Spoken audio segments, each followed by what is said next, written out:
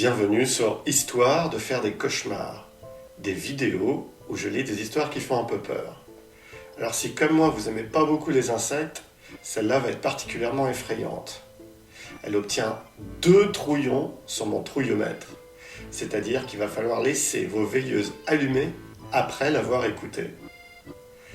Alors, éteignons les lumières, glissons-nous sous les couvertures et écoutons ensemble l'histoire intitulée « Volant, grouillant, rampant ».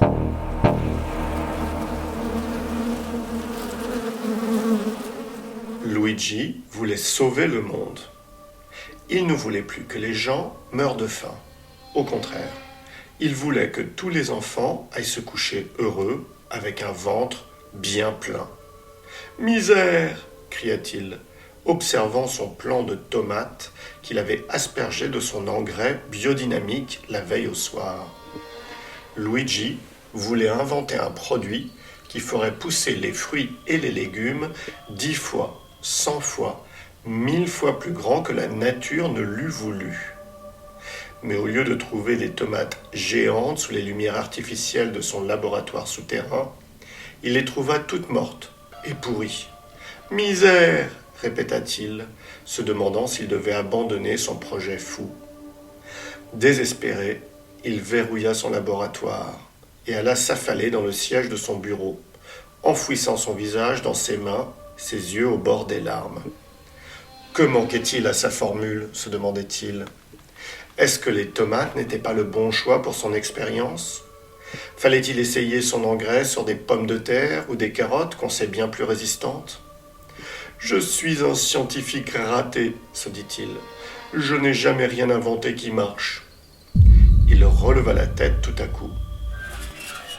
Abricot ? Appela-t-il, entendant du bruit dans le laboratoire. Abricot, c'était son chien. Quelque chose grattait à la porte, à l'intérieur. Abricot, mon pauvre vieux, je t'ai enfermé dans la serre sans m'en rendre compte. Je suis non seulement un scientifique raté, mais un mauvais maître. Mais alors qu'il s'approchait du laboratoire, il fit un bond en arrière, car ce qui avait commencé à gratter timidement donna un coup redoutable sur le métal de la porte. « Abricot ?» murmura Luigi, qui écarquillait les yeux en découvrant le métal de la porte tout tordu sous le choc de la chose qui se trouvait à l'intérieur. Il attrapa une pelle par réflexe, approcha sa main de la poignée de la porte, la déverrouilla et l'ouvrit doucement. « Abricot, t'es où mon bonhomme ?» Des feuilles bruissèrent tout au fond de la serre du laboratoire. Il s'approcha. Il ne put s'empêcher de brandir sa pelle comme s'il savait que ça ne pouvait pas être Abricot qui se cachait là. « Mamma mia !» cria-t-il dans son italien natal, lorsque 2 grandes pattes avant, une énorme tête armée de 2 mandibules géantes, sortirent de derrière l'herbage. Il tomba en arrière, projetant la pelle en l'air. Elle se cogna contre l'une des lampes dont l'ampoule explosa. Un nuage d'étincelles tomba du plafond et se répandit sur les bidons d'engrais qui étaient empilés dans le laboratoire. « Oh oh !» eut le temps de dire Luigi, avant que la serre, le laboratoire, puis toute sa maison explose dans un énorme nuage de flammes et de fumée. Et par manque de chance, ou au contraire par chance, selon qu'on aime les insectes ou pas, c'était un jour de grand vent, et le nuage qui s'échappait des ruines en feu de la maison de Luigi fut emporté à vive allure vers les hameaux, les villages, les villes et les métropoles environnantes.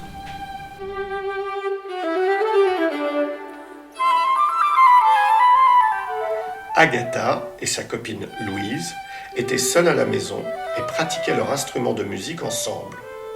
Elles étaient toutes les 2 très douées. On pourrait même dire qu'à 13 ans, elles étaient des vraies petites virtuoses.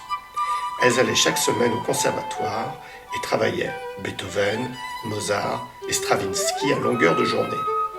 Agatha jouait de la flûte traversière, tandis que Louise jouait du violon. Il faisait très chaud le jour où le laboratoire de Luigi explosa. Agatha déclara qu'il fallait faire une pause pour se prendre un peu de limonade bien glacée. C'est quand elle ouvrit le frigidaire qu'elle entendit les gens crier dans la rue. Car l'engrais de Luigi ne marchait pas du tout sur les tomates, les pommes de terre ou les carottes. Par contre, il était très efficace sur les insectes et faisait que les mouches devenaient aussi grosses que des chats, les cafards aussi gros que des chiens, les frelons devenaient aussi impressionnants que des mouettes, et le pire de tout, c'étaient les mites et les moustiques qui ressemblaient à des petits avions. Louise ? Louise, viens voir, appela Agatha. Qu'est-ce qu'il y a ? Il n'y a plus de limonade ? Non, dit Agatha. On a un problème plus important que ça. Louise posa son violon, soupira et vint rejoindre Agatha à la fenêtre de la cuisine. Elle ouvrit la bouche toute grande lorsqu'elle observa le chaos dans la rue. Des cafards géants emportaient des bennes de poubelles entières. Des mites enlevaient les gens dans le ciel. Des fourmis marchaient en rang bien serré, noircissant les rues. Ah, ouais, là, il y a comme un problème, dit-elle en voyant une mythe emporter une vieille dame dans les airs. C'est alors qu'elles se tournèrent toutes les deux vers la chambre des parents d'Agatha. Quelqu'un faisait un raffut terrible à l'intérieur. C'était sûr que ce n'était ni son père, ni sa mère. Lui était pilote d'avion et il devait se trouver quelque part dans le ciel entre New York et Tokyo. Et sa mère travaillait tard ce jour-là et ne reviendrait pas avant le dîner. « T'as des insectes souvent chez toi ?» demanda Louise. « Bah, des mouches, des fois des abeilles. Maman, elle crie toujours quand il y a un cafard. » Le bruit dans la chambre des parents se faisait plus intense, comme si quelqu'un avait renversé le lit et maintenant le traînait par terre et le jetait contre les murs. « Je propose qu'on n'aille pas vérifier si c'est un volant, un rampant ou un grouillant, dit Louise. « Je propose que tu as raison, lui répondit Agatha. « Je propose qu'on parte d'ici en courant, continua Louise. « Je propose qu'on fasse ça tout de suite, acquiesça Agatha. » Elle s'apprêtait à filer, mais Agatha se souvint de leurs instruments. Le violon de Louise et la flûte traversière d'Agatha, c'étaient les choses les plus précieuses qu'elles avaient au monde, et leurs parents leur avaient fait jurer de toujours en prendre le plus grand soin, et de surtout ne pas les perdre, même en cas de cafard ou de mouches géantes. Elles prirent donc leurs instruments et déguerpirent. Une fois sorties de l'appartement, elles se rendirent compte que tous les habitants de l'immeuble montaient en courant les escaliers. « Vous deux là !» leur cria la voisine du rez-de-chaussée. « Ne descendez surtout pas. Il y a une armée de cafards qui a envahi la cour et la cave. Et laissez tomber vos instruments de musique, c'est pas ça qui va vous sauver. » Alors les filles montèrent avec tout le monde sur le toit, où il y avait une grande terrasse qui donnait vue sur tout Manhattan et une partie de Brooklyn. Sur la terrasse, c'était une vraie panique. Certains voisins sanglotaient, certains pleuraient franchement, en voyant les gens être enlevés dans le ciel par des mites ou des frelons. « Qu'est-ce qu'on va faire ?» demanda Agatha, en voyant tous ces gens apeurés. « Peut-être qu'on peut leur jouer un peu de musique ?» lui répondit Louise. « Ce n'est pas parce que c'est la fin de notre vie qu'on doit passer notre dernier moment en ayant peur. » Alors les deux filles s'assirent par terre, au milieu de cette foule de voisins en panique, et préparèrent leurs instruments.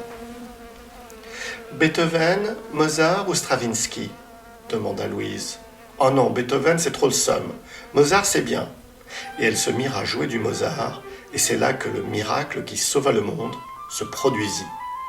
Elles jouaient en se perdant dans leur musique, jusqu'à ce que Agatha se rende compte que tous les voisins regardaient le ciel bouche bée. Tout le monde avait arrêté de pleurer ou de sangloter. Les gens étaient pour ainsi dire médusés.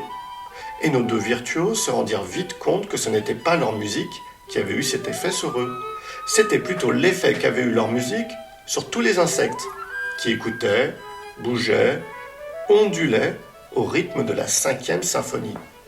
Car l'engrais biodynamique de Luigi Lorenzo n'avait pas simplement rendu les insectes géants. Il les avait rendus sensibles à la grande musique. Ainsi, dès que la nouvelle circula, qu'on n'avait plus à avoir peur, tant qu'on avait une guitare, une trompette ou un trombone, tout le monde sortit de leur cachette en jouant de la musique. Avec le temps, on apprit même à contrôler ces insectes géants, grâce à diverses symphonies et accords.